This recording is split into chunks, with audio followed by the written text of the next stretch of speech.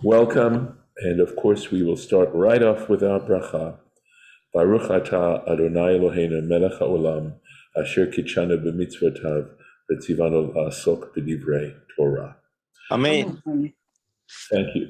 I have, as Daisy says to Lucy, I have some splaining to do. One is that I discovered that last Pesach, because the reading for the seventh day of Pesach is this Shirat Hayam, is in fact this Parsha of Beshalach, that we had actually spent 3 days working on this Parsha, and I was able to find my old recordings. They are on YouTube, by the way. If you look up, you send in the search B apostrophe SHALACH, and you'll find all the previous recordings that are there. And I've tried to number them, so if anybody wants to look back at that point, they're there. The takeaway from that is that we're going to be starting at a different place. We aren't going to start where we left off yesterday. We're going to start off where we left off almost a little more than 6 months ago, about 9 months ago. So that's where we're at. I'm going to go ahead and share the screen at this point.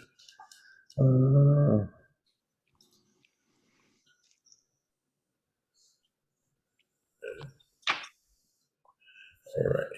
So this is where we're at. So what's going on right now is that the Egyptians are in hot pursuit. That's what's going on. This previous verse, and we're in Exodus chapter 14, Exodus 14, please excuse me, and verse 9. This previous verse says how Hashem, that is the Lord, right, strengthened the heart of Pharaoh, king of Egypt, and he pursued after the children of Israel, and the children of Israel were going out. And Sfaria has Biyad Ramah, literally means with a high hand, with an exalted hand, exalted arm, meaning powerfully. He says, and I think Sfaria is good, says defiantly, which I think that's good. Onwards now. Vayirdafu Mitzrayim achareihem. The Egyptians pursued after them. Vayasigu otam, and they reached them, chonim al hayam, encamped at the sea. Kol sus rechav paro, and just the Torah wants to describe how frightening a sight this had to be from the Israelites' standpoint. We're talking about all the sus is horse, rechev is chariot, all the chariot horses of Pharaoh. It is singular, by the way, but I think Rashi is going to comment on that. Ufarashav, his charioteers, v'chaylo, and his soldiers. Al pi hachirot, they were at the mouth of Chirot. There's certainly some possible play on words here, but it is talking about a locale, all right? Pi, the mouth of Chirot, lifnei Baal Tzafon, before Baal Tzafon. These are two, at least on the surface, they're simply names of places. I will tell you that Chirot, it looks very much like another word, which is Cherut, and Cherut means freedom. So it could have a connotation, I'd say a veiled connotation of, right, at the very beginning, right, at the mouth of freedom, right, at the very beginning of escaping entirely, I think is what that might be connoting. Back into Rashi. I'm going to make this just slightly smaller. I'm going to try anyway. See if we can handle that. Here we go. Let's see. So there's no Rashi here on verse 9, I think. Let me look and see. No Rashi on 9. So we'll go on to verse 10. Pharaoh hikriv. Pharaoh drew near. Vayisu v'nei Israel et einehem. Literally it means the children of Israel lifted up their eyes. In other words, they looked out. The children of Israel looked out. V'hinei Mitzrayim noseh. All singular here, by the way.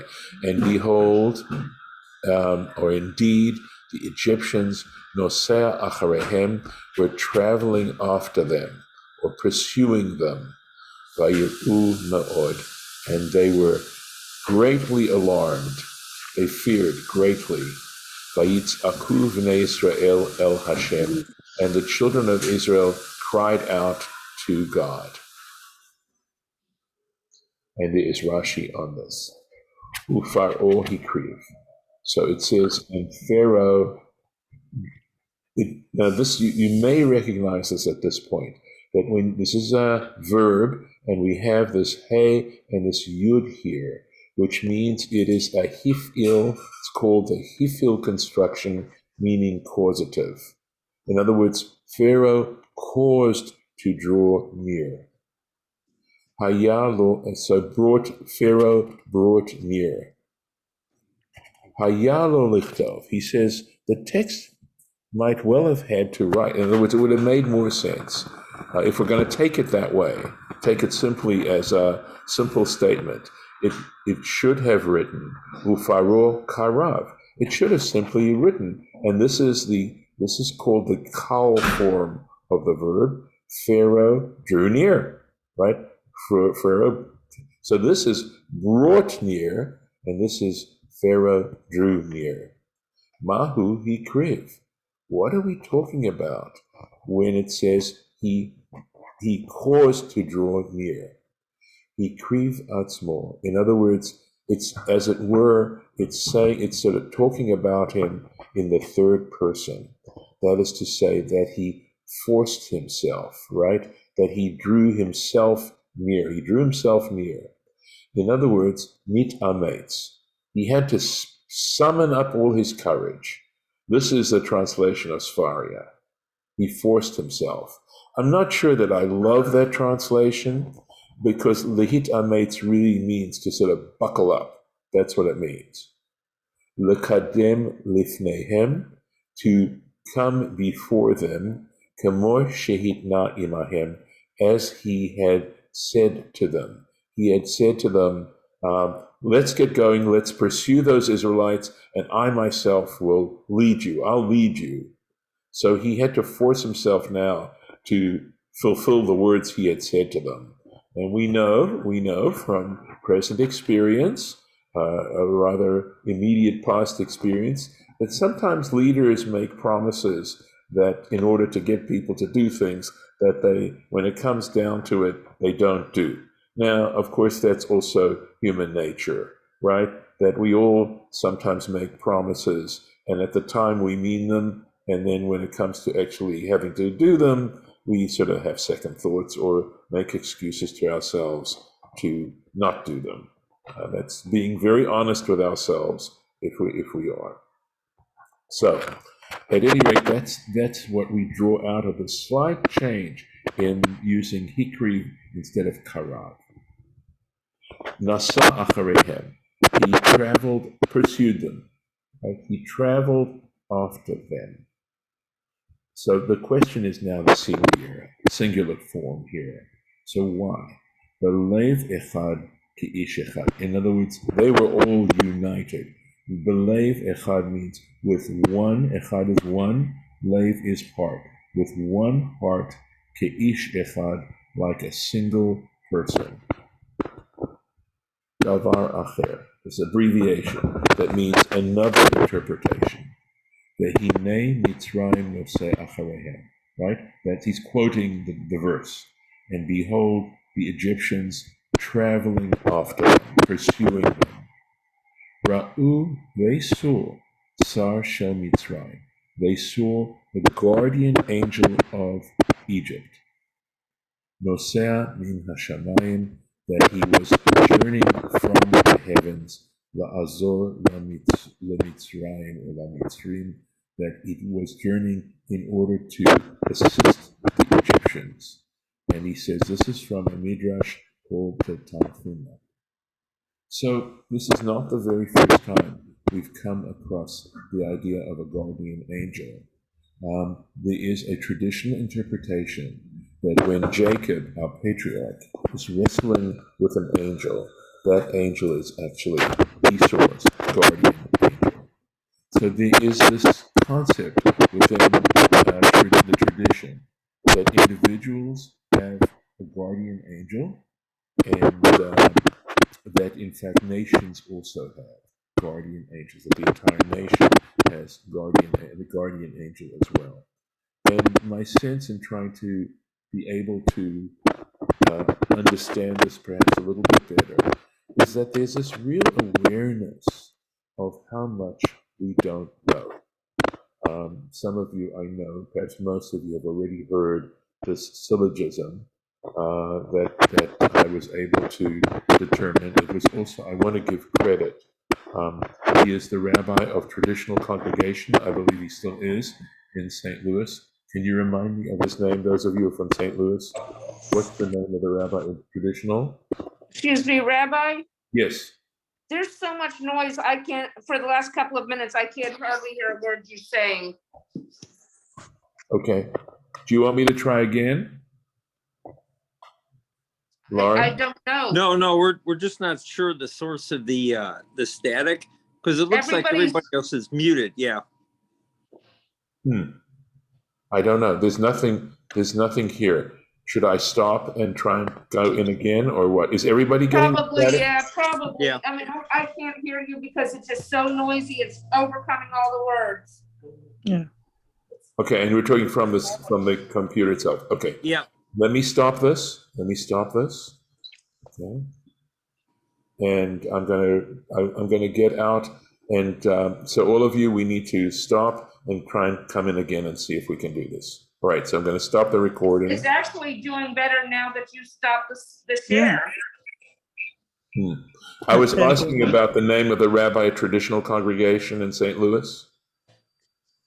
I'm blocking his name. I don't remember. Okay. All right. At any rate, should I keep going then for a moment? Well, when you don't have the share on right now, it sounds fine. Yeah, Okay. Go ahead and give it a shot. All right.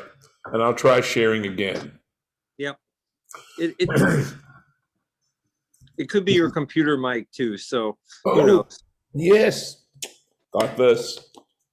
Yeah, you don't have your headset on for yeah. All right, let's do that. Sorry. That's okay.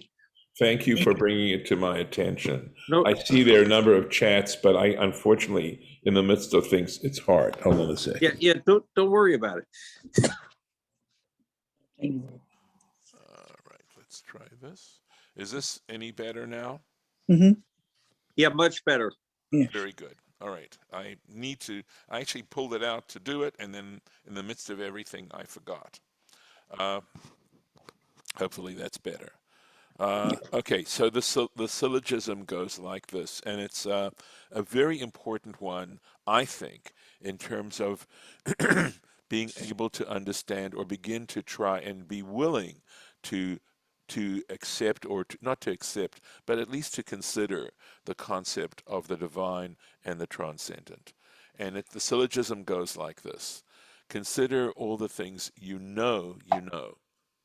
Right? All those things that you actually know and you're aware of. I'm not asking you to specify them. I'm just asking you to consider the fact that there are things that you know, and that you base your experience, your life, your thinking on the things you know. All right? And put them in an imaginary box. Now take all the things you know you don't know, and consider the size of that box compared to the box of the things you know you know. And this third category, which I'm about to go to, is what the rabbi from traditional helped me with, because I hadn't thought about this. Think about all the things you don't know you don't know. In other words, you can't even find a way to express or articulate these particular things because they're so outside of your grasp, you have no idea. And ask yourself, how large do you think that category is? And that is a way to define the English word ineffable. In other words, it's so beyond our grasp, we don't even have language to really describe it. We can only take two negatives to describe it, which in a way is reflective for those of you who are somewhat familiar with the Rambam Maimonides, who talked about the only way in which you can start to speak about the divine is what he isn't. Given the fact, this is the conclusion that I have, given the fact that there's so much, we don't even know how much of what we don't know, we shouldn't be overly skeptical when we read about these kinds of things. And I actually think that this is an attempt on the part of the people who wrote this to express that.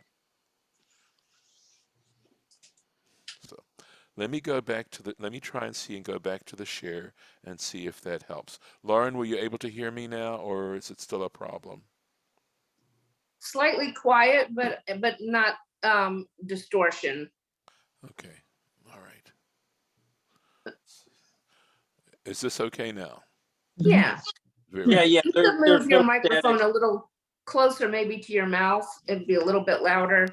Okay, it's pretty close right now. How's I that? saw where.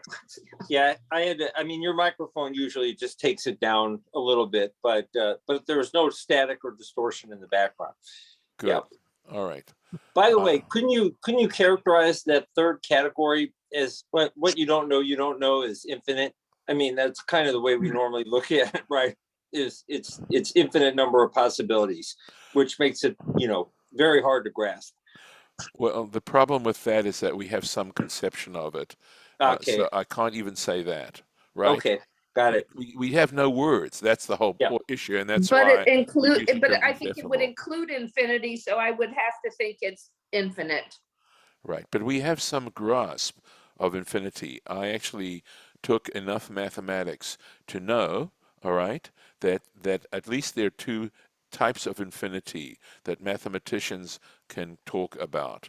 One is a countable infinity, like the numbers 1, 2, 3, 4, 5, which is an infinite set, but you can count it. There are individual specific items to that set, to that infinite set. And there are also uncountable infinities, right?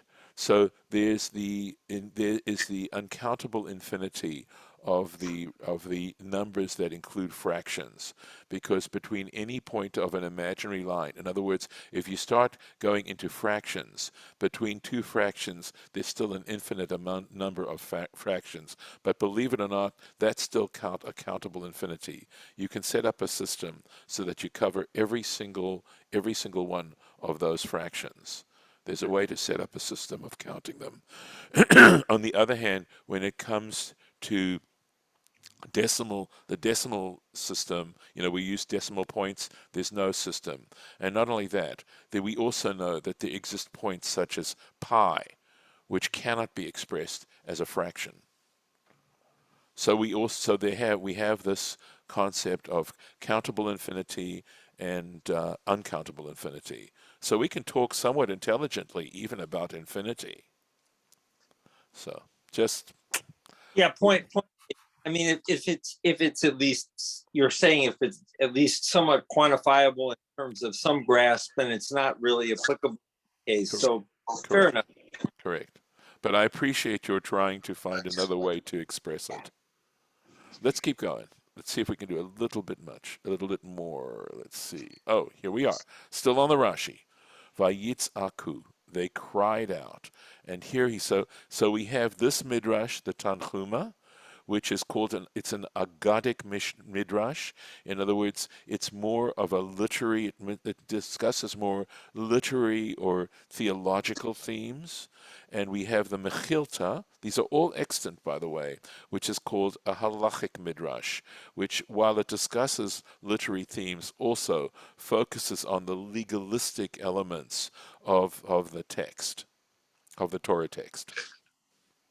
So, tafsu umnot avotam. So the fact that they cried out means they used the craft, right? They held on to the craft of their ancestors. What are we talking about? But Avraham hu Omer, excuse me, with regards to Abraham, it states, meaning the text, in Genesis chapter 19, El Hamakom, it mentions that he went to the place Asher Amad Sham, where he had stood. We're talking about prayer. That's what we're talking about. In other words, crying out to God is a form of prayer. Yitzchak, regarding Isaac, in Genesis chapter 24, Lasuach basadeh, to meditate in the field. And Yaakov, it says, Vayifga bamakom. He alighted. It can be translated as he alighted on the place, but paga means to touch.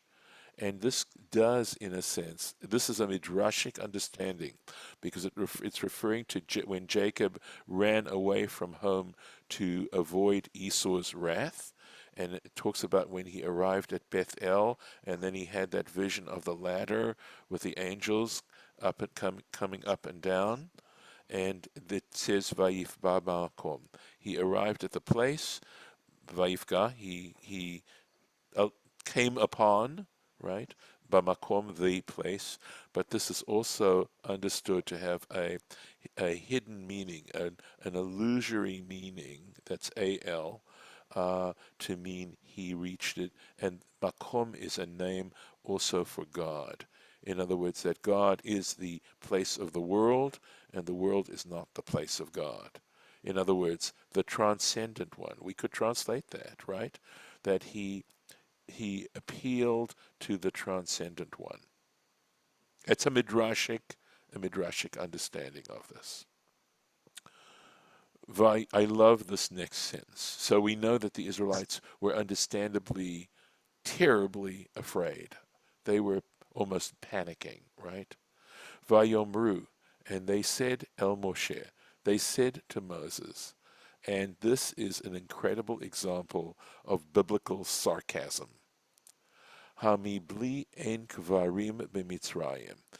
Is it, there's this hey here which introduces a question, is it because there are no graves, there are no graves in Egypt, b'Mitzrayim, in Egypt, lakachtanu lamut b'mibar, that you took us to die in the wilderness?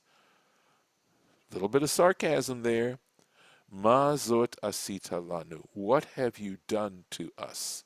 Lahotzianu mimitzrayim, to take us out of Egypt. I'm going to go to the next verse because this concludes what they're saying. Halo zeh hadavar asher dibarnu elech. Again, the hey with this particular vocalization introduces a question. Is it not the case? Halo zeh hadavar. Isn't this exactly the thing, asher divarnu elecha, that we spoke to you, about which we spoke to you, b'Mitzrayim, in Egypt, lemor, saying, chadal mimenu, leave us alone, v'na'avda et Mitzrayim, and let us serve the Egyptians, ki tov lanu, because it is better for us, avod et Mitzrayim, to serve Egypt, to be slaves in Egypt, mimutenu bamidbar, rather than to die in the wilderness. There's appreciation for you. So, what have you done for me lately? And so they are panicking now. They've just experienced, of course, an incredible miracle, right? The death of the firstborn and the fact that they were, in fact, let go. And they're now facing a challenge, and the moment they're facing a challenge, as bad as it is, they lose heart. And I want to say very honestly that as I read these kind of passages, rather than judge the Israelites, I realize that I might be amongst the most of them, that I might well be the same thing. And if I were to try and apply what I believe is really the inner message of the whole experience, in that it's discussing our own process, it's talking about the human process of actually liberating ourselves from our impulses. That left to our own devices, we are slaves to our impulses, and the process of freeing ourselves from our impulses is as difficult as this. And sometimes it comes when we follow an impulse and then realize it's led us into major trouble, which would be one of the plagues. And here we see how difficult, what it's telling us is how difficult it is to actually release ourselves from our impulses. And to be able to do that ultimately is like crossing the Red Sea. But nevertheless, we will never achieve true inner liberation if we are incapable of finding a way to free ourselves. So here we go. In that process, we look to make excuses because it's so difficult. And I think I'm going to stop here, and we'll pick this up tomorrow. We'll go to the Rashi. We'll actually be looking at the Rashi of this. And I will go here. Go back into here just to show this. And thank you. I'm going to stop the share. And I'll stop the recording at this point.